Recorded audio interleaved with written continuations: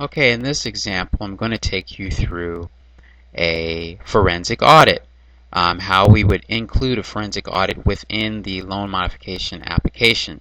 If you were so inclined to get a forensic audit because your lender wasn't working with you, you were turned down for a modification, you believe that you were taken advantage of, there's two ways in which the software can help you submit a new proposal to your lender based off of audit results. You could be underwater, or you can have violations that could cause you to be entitled to monetary damages or a settlement from the lender, or some sort of recoupment that they owe you.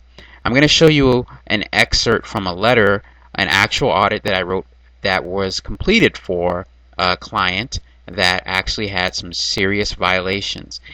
If your audit has serious violations, in the letter that we provide, the vendor that provides you this software would have access to being able to provide you with an audit that can determine whether or not you have serious violations. If you do, those violations would go in the audit violations principal reduction box. Here is an excerpt of the letter. Basically says, as of the writing of this letter, the recoupment amount due to the audit violations could be as high as $121,980 $121,983.69. And then it says, additionally, if you do not respond with a loan modification proposal, the damages could increase and include other assessments plus attorney's fees. This is the amount that you would include in this loan modification software if you received a letter that has a dollar value. Okay, this is calculated based off of certain federal guidelines depending on the seriousness of your violations. So we can go back to the software and put in $121,000 as audit violations.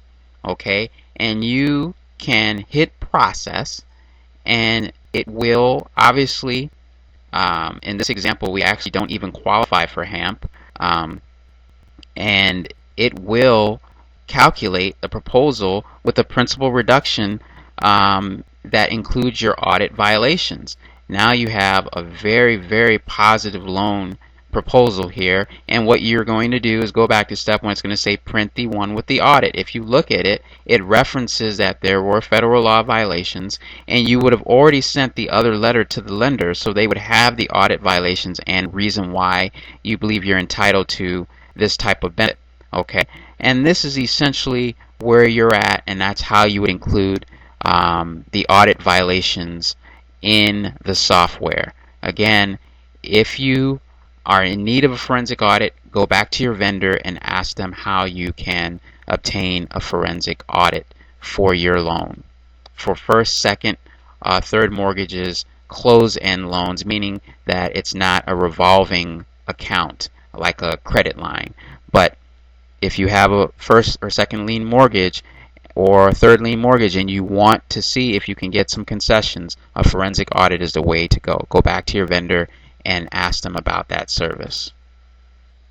Now, in this scenario of using a forensic audit, we're going to assume that the market value of the property, you do have significant violations, so we're going to leave the $121,000 in audit violations there. But let's say the market value of the property is only $210,000.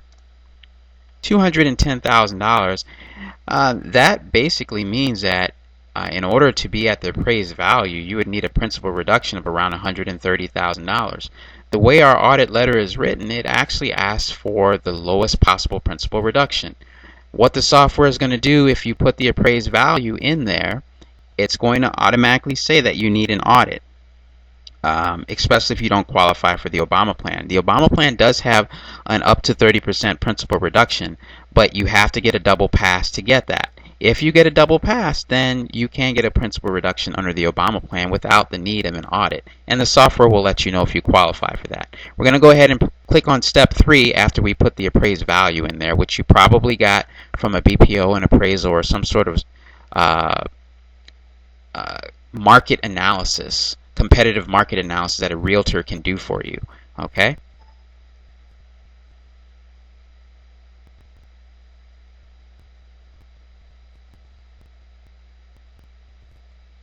Okay, so we're going to go down to the proposal, and now the principal is $210,000.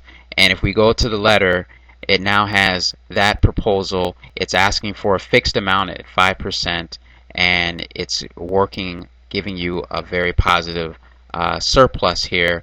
And it's also saying in the letter, because the severity of the violations, every effort should be made by your organization to accommodate the request, including a reduction of my principal consistent with the current appraised value or the total assessed value of damages to the audit findings, whichever reduces the principal most. So the software automatically takes the one that reduces the principal the most, and that way you have bargaining power with the lender to basically try to get the best possible situation for you.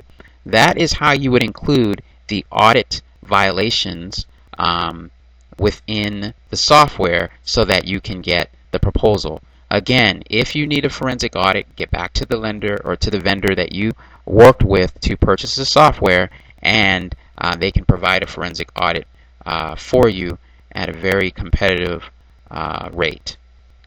That concludes the forensic audit aspect of the video.